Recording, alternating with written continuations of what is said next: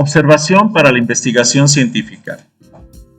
Una de las formas más importantes que tiene el humano para hacerse llegar de información en la actualidad es precisamente la observación.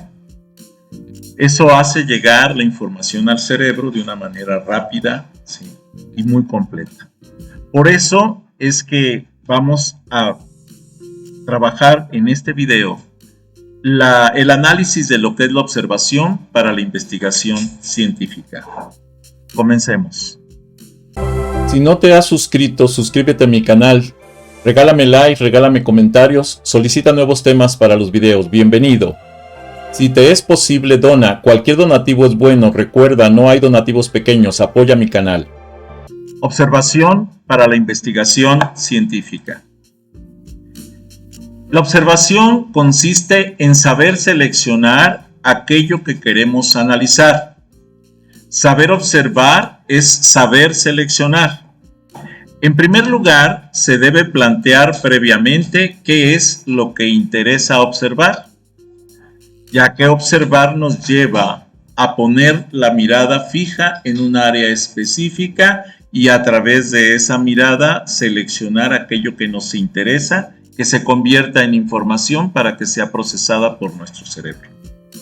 Se debe entonces seleccionar un objetivo claro de observación. La observación científica describe y explica el comportamiento al haber obtenido datos adecuados y fiables correspondientes a conductas, eventos y o situaciones perfectamente identificadas e insertar en un contexto teórico. Para poder observar científicamente debemos considerar 3 niveles de sistematización. Antes de continuar, quiero hacer una aclaración. Nosotros podemos observar no solo con la mirada, con los ojos, podemos observar con los oídos, escuchar y detectar algo que nos interesa a través del oído. Observar con el tacto, ver texturas, ¿sí?, ver cosas, formas con el tacto. También es una forma de observación. Con el gusto, con el olfato, con todos los sentidos podemos lograr observación. Es por eso que es tan importante el comprender lo que es la observación. Los niveles de sistematización de la observación científica son: 1. La observación sistemática. Consiste en una constatación directa, sin ningún objetivo explícito y sin estar perfectamente definido, sin un orden a planificación determinado. Conforma narraciones escritas en forma directa o datos recogidos de una manera azarosa y se conoce precisamente como observación, hace ratito lo dije mal, asistémica, sin un sistema implícito. Observación asistémica. La observación semisistémica, que es aquella que ya empieza a tomar en cuenta la sistematización, busca los objetos del registro y se fijan a priori, precisan planificar el orden y el tiempo y se necesita especificar la conducta o evento antecedente, el núcleo observado y la conducta o evento posterior. Pero no están categorizadas las conductas a observar. Hay muchas cosas que pueden ser observadas en donde tenemos un principio, un desarrollo, un cierre en esa observación, pero no las tenemos categorizadas, sino que están en un desorden. Por eso se dice que es una observación semisistematizada. Todavía no tiene esa sistematización completa. El tercer nivel corresponde a la observación, ahora sí, sistémica, que permite agrupar la información a partir de ciertos criterios fijados previamente o partiendo de estos registros. Requiere categorizar hechos, conductas y o eventos que se han de observar. Por ejemplo, si les pidiera ir y observar las escalinatas de las pirámides de Teotihuacán y compararlas, por ejemplo, con las pirámides de Tulum, tendríamos que verificar si los tamaños son iguales, si hay diferencias, si el tipo de material es igual o hay diferencias, si la altura de los escalones es la misma o hay diferencias, si el ancho de las escaleras es la misma o hay diferencias. O sea, un sinfín de categorías que tendríamos que analizar para sistematizar esa información y realmente lograr ese comparativo. ¿Sí queda claro? Eso nos permite sistematizar la información. En cualquier cosa, si yo les digo, oye, tienes una pared al fondo que es amarilla y yo les puedo decir es lisa y ustedes pueden decir no, es rugosa, y entonces tenemos que sistematizar un montón de cosas para poder decir qué características tiene un objeto observado. La observación entonces es el proceso de contemplar sistemática y detenidamente cómo se desarrolla la vida social sin manipularla ni modificarla, tal cual ella ocurre por sí misma en la naturaleza. Esa es la labor del observador. No puede intervenir ni cambiar los eventos que se están llevando a cabo, solo los observa. Por eso es la función de la observación. La observación, técnica de investigación social y técnica científica para recoger información, nos permite orientar el objetivo concreto de investigación. Nos permite planificar sistemáticamente en fases, lugares y personas. Nos permite controlar y relacionadamente las teorías sociales, los planteamientos científicos, sometiéndola a controles de veracidad, fiabilidad y objetividad. La observación debe ser lo más objetiva posible y no debe ser modificada por las creencias y formas del observador, porque entonces estaríamos sesgando la información observada y dándole una interpretación incorrecta al proceso. La observación científica tiene ciertas características. Primero, comienza con la selección de un grupo de características a observar, de un tema, de un fenómeno, etcétera, de lo que queremos realmente observar y clasificar, interpretar, analizar, sin modificarlo. El objeto específico para observar tiene que estar perfectamente definido. La forma deliberada y consciente. La observación no debe ser inconsciente, debe de ser totalmente consciente porque tiene que estar enfocada a un objetivo de observación que está perfectamente caracterizado. Sistemática, anotando, describiendo, relacionando, etc. Todo lo que observemos cuando va a ser de carácter científico debemos analizarlo y escribirlo, redactarlo, sin modificación, sin sesgo de ideas, creencias o formas. Trata de interpretar, pero ojo, hay que redactar las cosas tal como suceden y después, en todo caso, el observador podrá anotar su interpretación indicando que corresponde ese párrafo a su interpretación y no a lo que estaba ocurriendo, para que pueda identificarse qué corresponde a lo que realmente se veía o observaba o captaba de información y qué corresponde a lo que él está interpretando desde su punto y ángulo de vista. Esto también tiene que llevarse a contrastar los datos. ¿Qué datos tenía sobre el fenómeno observado? Normalmente, para poder observar cualquier cosa tenemos que hacer una investigación previa y saber de qué es lo que queremos observar y qué es lo que se ha escrito al respecto para que tengamos una forma más concreta, más parcial, más imparcial de lo que estamos observando y que no nos lleve a sesgos en esa observación. O sea, ¿qué se ha escrito y qué se ha dicho al respecto? El proceso debe de ser lento. El proceso de observación consume mucho tiempo. Por eso es que debemos aprender a observar.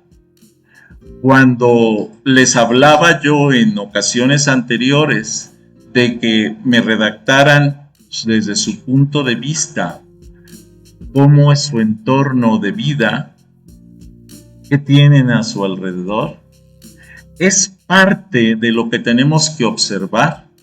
Muchas veces vivimos en algún lugar y jamás nos hemos puesto a analizar qué es el entorno que me rodea en donde vivo. Es parte de lo que debemos aprender para de ahí empezar a partir a observar lo demás. Suele completarse con entrevistas, gente que está en los alrededores y que también puede decir qué hay de eso, qué han visto, qué se observa, cómo lo ven, cómo lo interpretan. Documentos que se han escrito sobre eso que queremos analizar. Y eso es precisamente parte de la observación científica, es parte de las características que tenemos que cuidar, que tenemos que observar, que tenemos que ver para poder definir algo científico. Observación, entonces, es el procedimiento que nos permite recoger información sobre nuestro entorno para construir de manera reflexiva y ordenada nuevos conocimientos. Es parte del bagaje que vamos cargando y que va a conformar en algún momento incluso parte de la jerga que tenemos para expresarnos sobre un tema específico. Observación es uno de los procedimientos que más ha contribuido a la elaboración del conocimiento científico y está considerada como uno de los mejores instrumentos de educación intelectual. Esto lo manifestó Legrand en 1969. Las habilidades que se pueden adquirir con la observación, estas habilidades que nosotros podemos lograr, que podemos adquirir en actividades de observación, no se limitan a la capacidad de descripción, sino que inciden en la formación de actitudes y normas de conducta que conforman la personalidad de los estudiantes.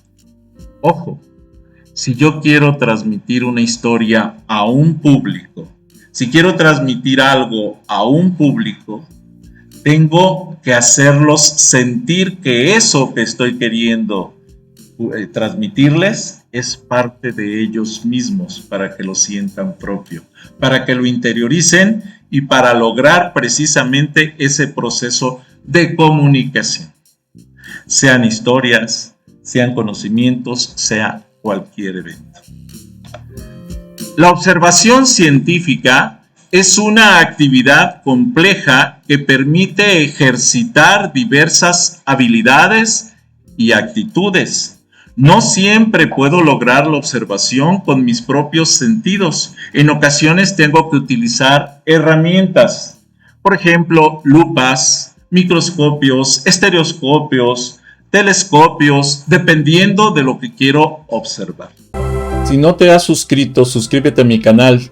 Regálame like, regálame comentarios, solicita nuevos temas para los videos. Bienvenido. Si te es posible, dona. Cualquier donativo es bueno. Recuerda, no hay donativos pequeños. Apoya mi canal. Entonces, es importante saber que existen todas estas herramientas y cómo las puedo aplicar para la observación. También podemos utilizar, de hecho, para esto como herramientas sensores, actuadores, cosas que nos permiten ir a donde no puedo llegar y para poder observar lo que existe en un área que no tenemos al alcance.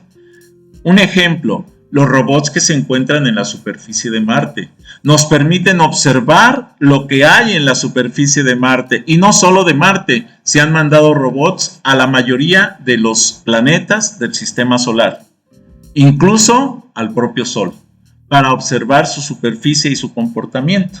Obviamente son naves espaciales o aditamentos espaciales que en muchas ocasiones solo transmiten algunos segundos y mueren, o sea, se destruyen por las mismas características del objeto estelar.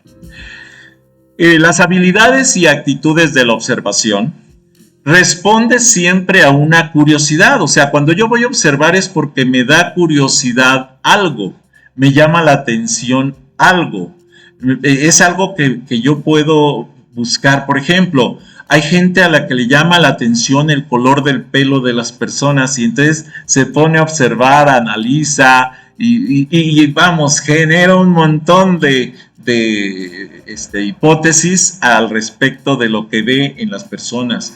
Los ojos, el color, la forma, la profundidad, lo vano de la mirada, lo fijo, lo disperso, o sea, es parte de lo que observamos siempre. La nariz, la boca, o sea, todas las partes, las facciones que podemos analizar. Hay quien les encanta estar viendo los físicos, los cuerpos, las formas, los entornos, los contornos del cuerpo. Y hay quien pues no les llama la atención, ven otro tipo de cosas, por ejemplo, la profundidad de la plática, la forma en que una persona habla, ese tipo de cosas que le llama mucho la atención a la propia gente. O sea, todo eso es observación, es parte de lo que vamos haciendo en el transcurso de nuestras vidas y con la convivencia con cada una de las personas con las que nos vamos integrando poco a poco como parte de su historia. La observación científica parte siempre de una pregunta y para dar una respuesta correcta es preciso captar el objeto con objetividad. Lejos de interpretaciones precipitadas y de sentimientos personales. Es muy difícil hacerlo. ¿Por qué? Porque lo que traemos dentro, el bagaje que cargamos, la historia que cargamos, las experiencias que cargamos, nos hacen tener un sesgo de las cosas. Y es muy complicado aislarlo. Por eso es importante aprender a observar. Las habilidades y actitudes de la observación, pues pueden ser identificación, cosas, objetos, situaciones. Conscientemente, o sea, debemos de tener en la conciencia que estoy queriendo buscar conocer eso. Aplicación de herramientas específicas para conocer algo. Los tipos directos e indirectos de observación. Yo puedo observar directamente así, pero puedo ver lo que está ocurriendo a mi alrededor y me puedo dar cuenta de algo. Hay ocasiones en que se han grabado videos muy curiosos en donde estaba un beisbolista platicando con una entrevistadora y de pronto de reojo ve una pelota que se acerca, que le iba a golpear a la entrevistadora y la cacha con su mano. O sea, ese tipo de cosas es por observación indirecta. Jamás estaba viendo la pelota, pero se dio cuenta que iba a ocurrir eso y captó la pelota con su mano para evitar el golpe. Son parte de las habilidades de observación indirecta. Habilidades y actitudes de la observación también es la información que recibimos nos llega a través de los sentidos, vista, oído, olfato, gusto, tacto, y nos informa de las propiedades y características de los objetos de nuestro entorno. O sea, no solamente observamos con los ojos, esto que nos quede claro, observamos con todos nuestros sentidos y es información que nos llega siempre. Por ejemplo, una persona que se encuentra en un lugar muy frío no observa el frío con los ojos, sino que lo siente en la piel, en el tacto de su cuerpo, siente esa interacción con el frío. También, por ejemplo, la interpretación de los datos obtenidos en la observación se realiza siempre en función del conocimiento previo que tenemos del objeto de observación.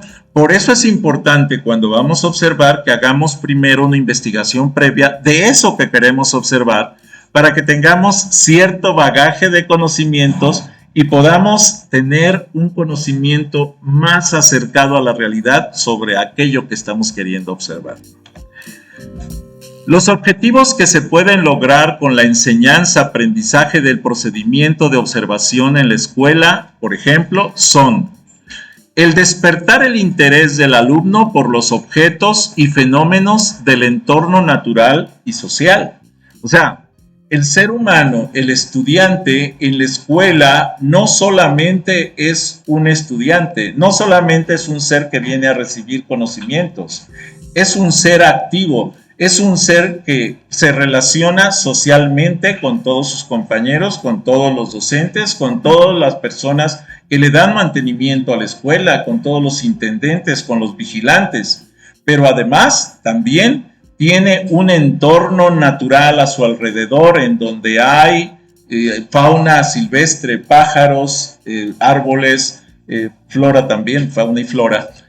Y ese tipo de cosas son entornos naturales con los que estamos conviviendo.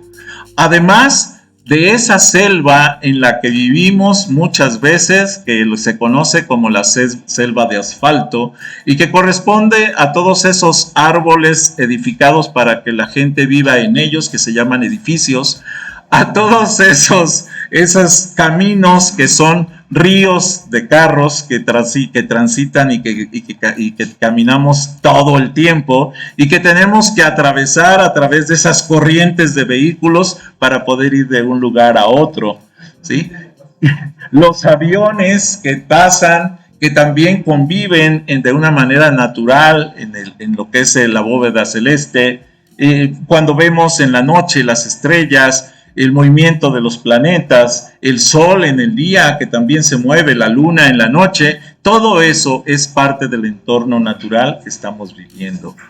Desarrollar la capacidad sensorial y educarla para captar las distintas sensaciones, afinando la percepción. O sea, debemos ser capaces de poder percibir todo aquello que nos rodea.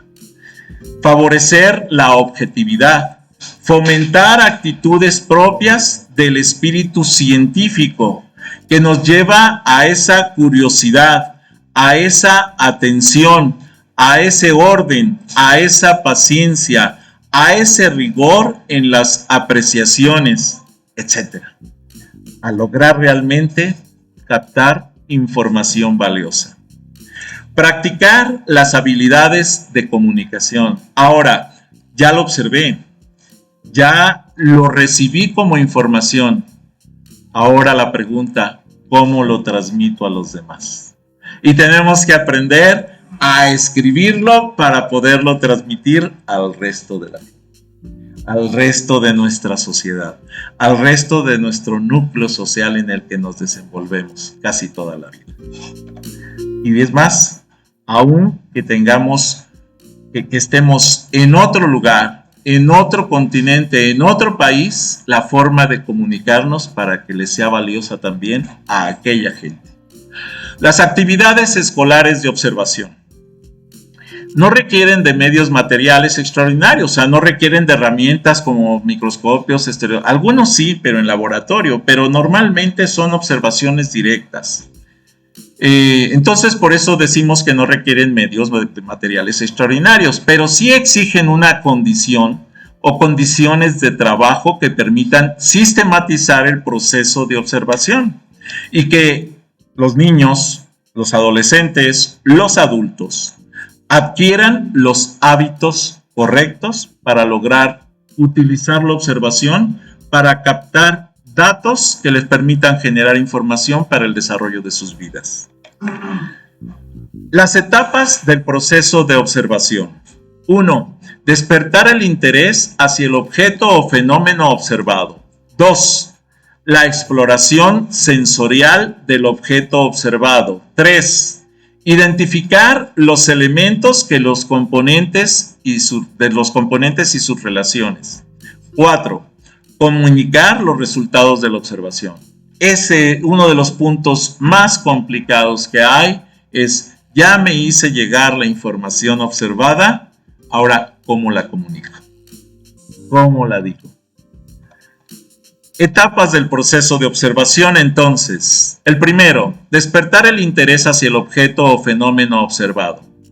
Para estimular el interés por la observación es preciso recurrir a los conocimientos previos, o sea, una investigación que me diga de qué se trata ese objeto, que se puedan tener del objeto o fenómeno de observación. 2. La exploración sensorial del objeto observado. La exploración incluye el uso de todos los sentidos. Se deben descubrir las sensaciones que se captan con cada sentido: mirar, tocar, escuchar, oler y probar. Cuando sea posible, no siempre vamos a poder hacerlo todo, pero cuando sea posible debemos intentarlo.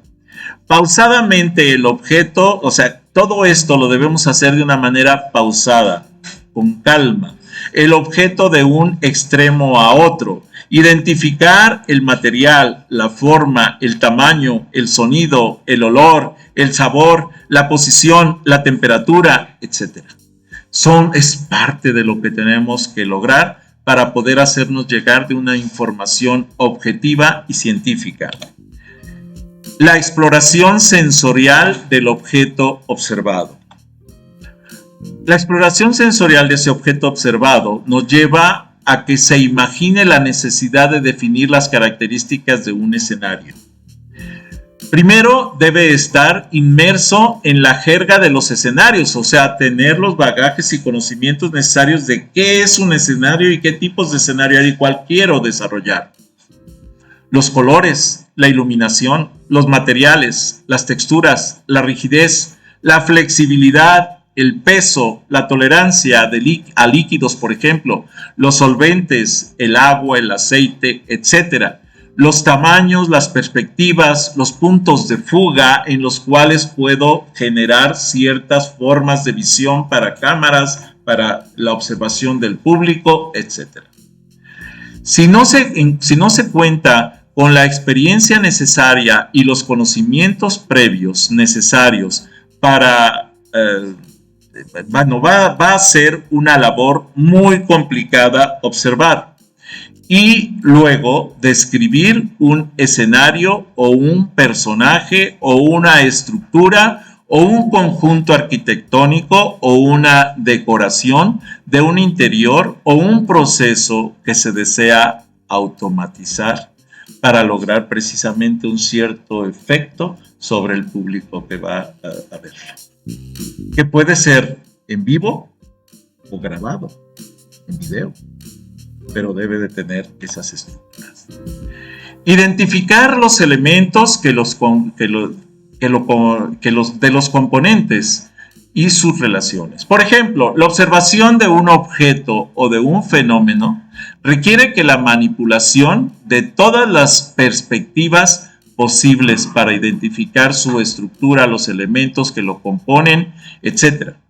Esto es, debemos de buscar poder manipular el objeto para observarlo realmente completo. No es fácil y ahí podemos incurrir en una modificación de lo que está ocurriendo realmente. Y entonces eso nos lleva a perder esa objetividad.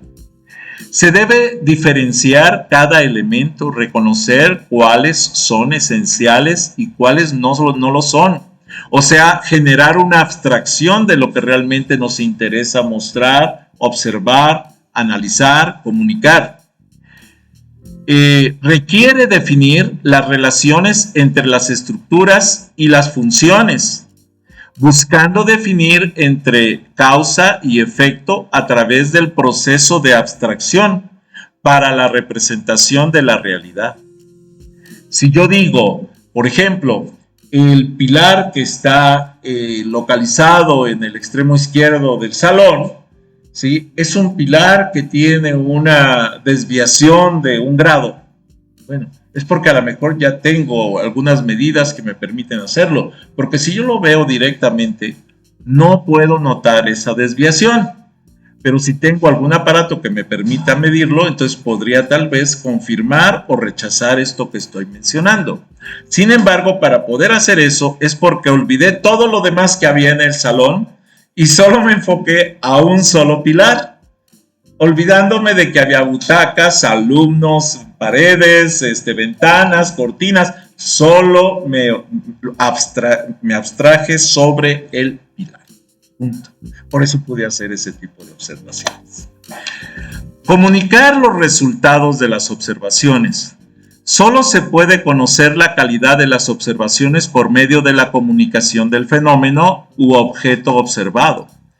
Puedo decir que soy un observador excelente, pero si yo no sé redactar y comunicar eso que quiero, entonces la verdad es que esa observación no tiene fuerza, no tiene peso científicamente hablando, ya que la comunicación de dicha observación debe ser ordenada y precisa, debe incluir toda la información y destacar los elementos más importantes. Si se trata de una descripción oral o escrita, debe utilizar el vocabulario correcto. También puede ser plástica, ¿sí? Mímica, etc. Lo que obliga al uso creciente de la cultura y la ciencia para incrementar el vocabulario utilizado en la redacción de hechos durante la observación. Esto es, quiero poder comunicar algo, mi vocabulario debe de ser amplio. Debo de tener conocimiento de muchas palabras y de poder expresar las cosas en muchas formas para poder lograr una comunicación asertiva. Hasta aquí esta presentación. Si no te has suscrito, suscríbete a mi canal. Regálame like, regálame comentarios, solicita nuevos temas para los videos. Bienvenido. Si te es posible, dona. Cualquier donativo es bueno. Recuerda, no hay donativos pequeños. Apoya mi canal.